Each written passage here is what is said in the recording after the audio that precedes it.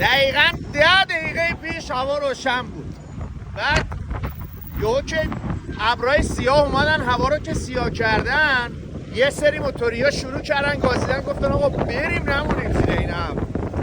یه سری هم مثل ما گفتن نه صبر میکنیم، اینا یه نم بارونه، یه نم بارون میزنه بعد میریم. حاج آقا نم بارون زد و داره میزنه، طوفانم شد. چی میخوام بگم آدم؟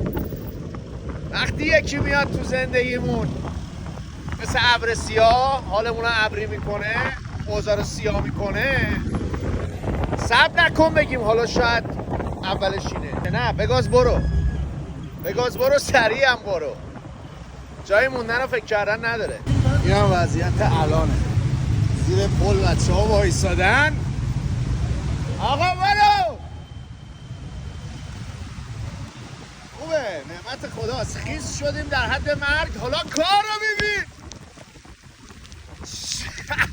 شد این ماهایی که وایسادیم گفتیم ابر سیاه یه دقیقه اومد میره، وضعیتمون اینجوری شد. کاش زیر پل وای میستادم.